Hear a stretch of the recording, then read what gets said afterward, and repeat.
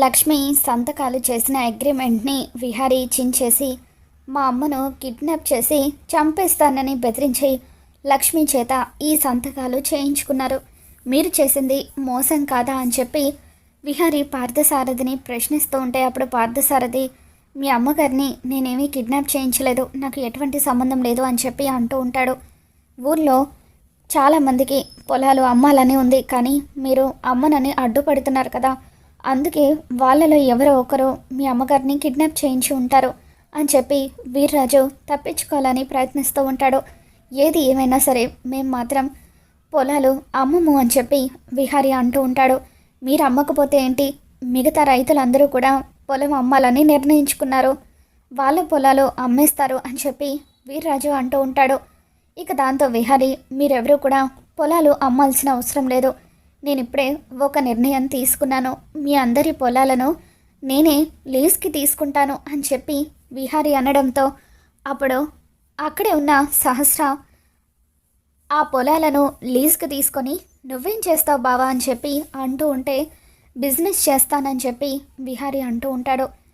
సేంద్రియ వ్యవసాయం చేస్తాను, అలా నేను పొలాలను లీజ్కి తీసుకోవడం వల్ల మీరెవరూ కూడా పొలాలు అమ్మాల్సిన అవసరం లేదు, ఆర్గానిక్ ఫార్మింగ్ చేస్తే మీ ప్రొడక్ట్స్ అన్నిటినీ కూడా మార్కెట్లోకి అమ్ముడుపోయేలాగా నేనే చూసుకుంటాను, మీరు అమ్ముకోవడానికి కష్టపడాల్సిన అవసరం లేదు, నెల నెల మీ అందరికీ నేనే జీతం ఇస్తాను అని చెప్పి విహారీ అంటూ ఉంటాడు. ఇక దాంతో లక్ష్మి మీరు వ్యవసాయం చేయడానికి కావాల్సిన ప్రొడక్ట్స్ అన్నిటినీ కూడా మేమే సమకూరుస్తాము, మీరు ఉదయం నుండి సాయంత్రం వరకు పొలంలో పని చేసుకొని ఇంటికి వెళ్ళిపోయి హాయిగా నిద్రపోవచ్చు, పొలానికి వచ్చిన నష్టాల గురించి మీకు ఎటువంటి ఆలోచన ఉండదు అని చెప్పి నష్టాలతో సంబంధం లేకుండా ప్రతి ఒక్కరికి న్యాయం జరిగేలాగా జీతం ఇస్తామని చెప్పి లక్ష్మి అంటూ ఉంటుంది. ఇక దాంతో విహారీ అవును, కొత్తగా నేనే కంపెనీ పెట్టబోతున్నాను, కంపెనీ పేరు వి ఆర్గానిక్ అని చెప్పి విహారీ చెబుతూ ఉంటాడు. ఇక దాంతో వీర్రాజు వీడు ప్లాన్ అంతా కూడా నాశనం చేసేలాగా ఉన్నాడు, ఏదో ఒక రకంగా అడ్డుపడాలి అని చెప్పి అంటే కష్టం మాదైతే లాభాలు మీవన్నమాట, మేము ఉదయం నుండి సాయంత్రం వరకు గొడ్డులాగా కష్టపడితే వాటి మీద వచ్చిన లాభాలను మీరు తీసుకొని శ్రమ దోపిడీ చేస్తారనమాట అని చెప్పి వీర్రాజు అంటూ ఉంటాడు. ఇక దాంతో విహారీ ప్రతి సంవత్సరం కూడా వచ్చిన లాభాల్లో 10% రైతులందరికీ కూడా నేను పంచుతాను, అలాగే మిగతా 70% ఈ ఊర్లో హాస్పిటల్ కట్టించడానికి, స్కూల్ కట్టించడానికి, రోడ్లు వేయించడానికి వాడతాను అని చెప్పి మిగతా 20% ఎప్పుడైనా నష్టాలు వస్తే అప్పుడు వాటిని వాడటానికి మాత్రమే ఉపయోగిస్తానని మీ అందరికీ నేను మాటిస్తున్నాను అని చెప్పి విహారీ అంటూ ఉంటాడు.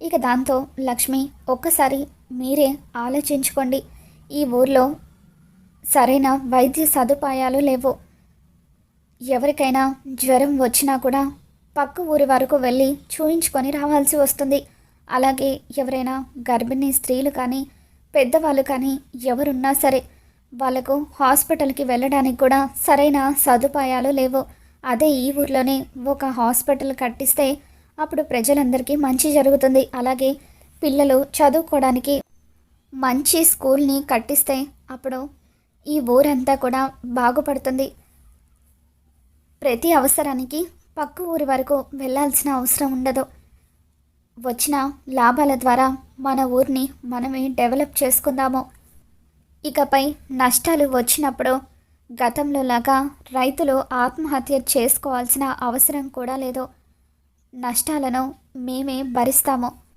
ఒకవేళ ఎప్పుడైనా మీకు డబ్బులు అవసరమైతే తక్కువ వడ్డీకి లోన్లు కూడా ఇప్పిస్తాము అని చెప్పి లక్ష్మి రైతులందరికీ కూడా హామీ ఇస్తూ ఉంటుంది. ఇక దాంతో వీర్రాజు వీళ్ళు చెప్పినవన్నీ నమ్మకండి, వీళ్ళు చెప్పినవన్నీ నమ్మితే అప్పుడు మంచి అవకాశం కోల్పోయిన వాళ్ళం అవుతాము అని వాళ్ళందరినీ మార్చేసే ప్రయత్నం చేస్తూ ఉంటే వీర్రాజు వాళ్ళు కష్టాల్లో ఉన్నప్పుడు ఆదుకుంటామని అంటున్నారు, ఊరికి మంచి చేస్తామని అంటున్నారు, పైగా ప్రతి నెల కూడా జీతం ఇస్తామని అంటున్నారు. నష్టాలతో సంబంధం లేకుండా మనం పండించిన పంటల్ని వాళ్ళే మార్కెట్లో అమ్ముతామని అంటున్నారు. పైగా వాళ్ళు పొలాన్ని లీజ్కి తీసుకుంటారు కాబట్టి పొలం మన కిందనే ఉంటుంది, మన పేరు మీదే ఉంటుంది. అలా ఎప్పటికీ సొంతంగా మన పొలంలో మనమే పని చేసుకుంటే రాజులాగా బతకొచ్చు. ఇన్ని అవకాశాలు కల్పిస్తూ ఉంటే మేము ఇంకా పొలం అమ్మాలని ఎందుకు అనుకుంటాం వీర్రాజు? మాకు ఈ బాబు ఆలోచన చాలా బాగా నచ్చింది. మేము విహారీ గారు చెప్పినట్టే పొలాన్ని అమ్మకుండా ఆయనకి లీజుకి ఇస్తామని చెప్పి రైతులందరూ కూడా అంటూ ఉంటారు. ఇక దాంతో పండు చారుకేశ విజిల్స్ వేస్తూ చప్పట్లు కొడుతూ ఉంటే ఊరి వాళ్ళందరూ కూడా మా రైతులందరికీ ఇంతలా మేలు చేస్తున్నందుకు చాలా సంతోషంగా ఉంది బాబు. మిమ్మల్ని చూస్తూ ఉంటే మళ్ళీ మీ నాన్నగారే గుర్తొస్తున్నారు. గతంలో మీ నాన్నగారు కూడా ఊరి ప్రజలందరి గురించి ఇలాగే ఆలోచించేవారు అని చెప్పి రైతులందరూ కూడా అంటూ ఉంటారు. ఇక అప్పుడు విహారీ, నేను కొత్తగా పెట్టబోతున్న కంపెనీకి లక్ష్మిని చైర్మన్ని చేస్తున్నాను అని చెప్పి అంటూ ఉంటే ఇక అప్పుడు అందరూ కూడా ఆనందంతో చప్పట్లు కొడుతూ, అమ్మ లక్ష్మమ్మ, నువ్వు ఈ ఊర్లో అడుగు పెట్టావో లేదో మా అందరికీ చాలా మంచి జరుగుతుంది, చాలా సంతోషంగా ఉందమ్మా అని చెప్పి లక్ష్మిని పొగుడుతూ ఉంటారు. ఇక దాంతో అంబిక, ఈ విహారీ గడు ప్రతి విషయంలో కూడా నాకు అడ్డుపడుతూనే ఉన్నాడు, అసలు వీడిని ఆ రోజే పైకి పంపించేయాల్సింది అని చెప్పి అంబిక వీడిని చంపకుండా వదిలేసి తప్పు చేశానని మనసులో అనుకుంటుంది. పార్థసారథి కోపంగా, నన్ను కాదని మీ పొలాలన్నిటినీ ఆ విహారీకి లీజుకి ఇస్తామని ఒప్పుకున్నారు కదా, మీరంతా కలిసి అతనితో ఎలా పనిచేస్తారో చూస్తాను అని చెప్పి పార్థసారథి అక్కడి నుండి వెళ్ళిపోతూ ఉంటాడు. వెళ్ళవయ్యా, మా విహారీ బాబు మా అందరికీ మంచి చేస్తూ ఉంటే ఇంకా మా పొలాలు నీకెందుకు అమ్ముతామని చెప్పి వాళ్ళు పార్థసారథిని తిట్టుకుంటూ ఉంటారు. ఇక అంబిక కూడా లక్ష్మిని విహారీ కొత్త కంపెనీకి చైర్మన్ని చేయడంతో ఒళ్ళు మండిపోతూ ఉంటుంది.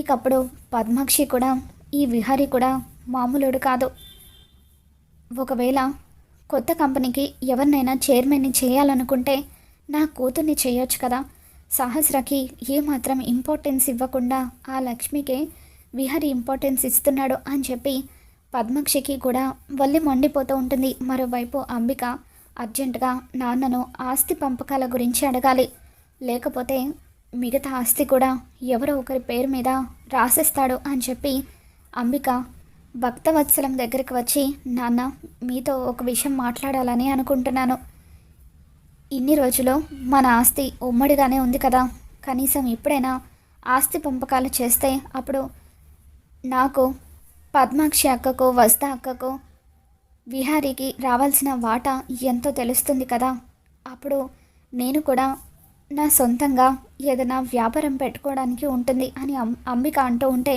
అవునంబిక, నువ్వు అన్నది కూడా నిజమే, రేపు ఉదయమే ఎవరి పేరు మీద నేను ఎంత ఆస్తి రాశానో చెప్తాను అని భక్తవత్సలం అంటూ ఉంటాడు. ఇక ఆ తర్వాత రోజు ఉదయాన్నే భక్తవత్సలం అందరినీ కూడా హాల్లోకి పిలుస్తాడు. ఇక అందరూ హాల్లోకి వచ్చిన తర్వాత ఆయన ఎవరి పేరు మీద ఎంత ఆస్తి రాశాడో మొత్తం కూడా చెబుతూ ఉంటాడు. నాకున్న ఆస్తిలో నా 3 కూతుర్లకు 10% ఇస్తున్నాను అని చెప్పి ఆయన అనగానే అంబిక ఒక్కసారిగా షాక్ అవుతూ ఉంటుంది. కేవలం మాకు 10% ఇచ్చి మిగతా 70% ఆ విహారీకి ఇవ్వబోతున్నాడా అని చెప్పి అంబికకు ఒళ్ళు మండిపోతూ ఉంటుంది. నాన్న, మా 3కి 10% అంటే విహారీకి మిగతా 70% ఇవ్వబోతున్నావా అని అంటూ ఉంటుంది. దాంతో 70% విహారీకి కాదు, విహారీకి 20% మాత్రమే ఇస్తున్నాను.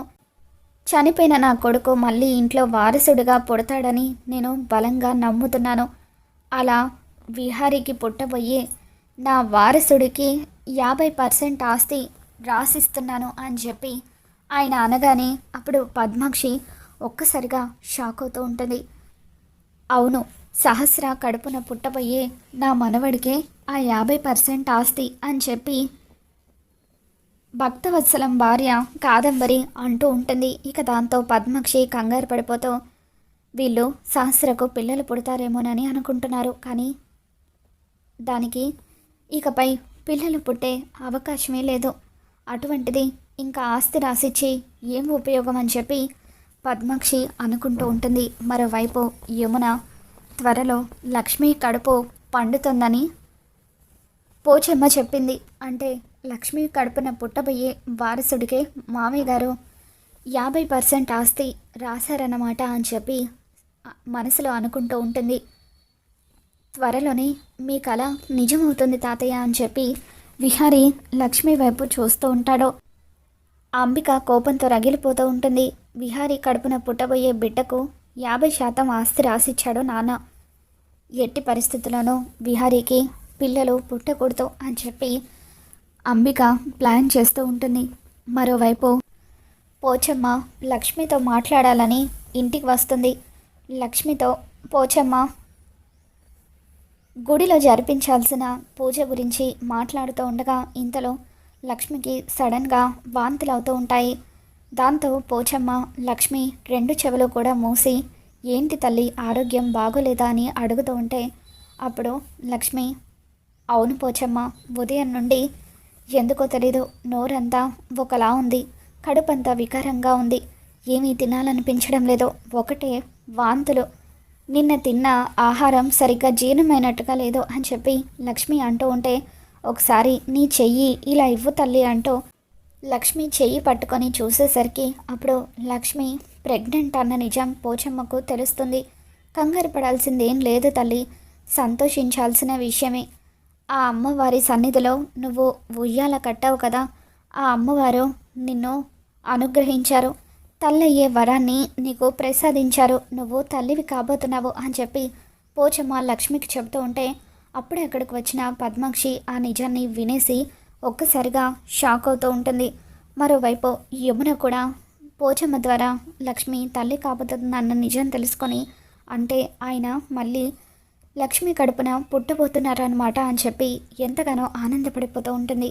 మరి రాబోతున్న ఎపిసోడ్లో ఏం జరగబోతుందో మళ్ళీ మన ఛానల్లో తెలుసుకుందాం. ఈ వీడియో మీకు నచ్చినట్లయితే తప్పకుండా లైక్ చేయండి.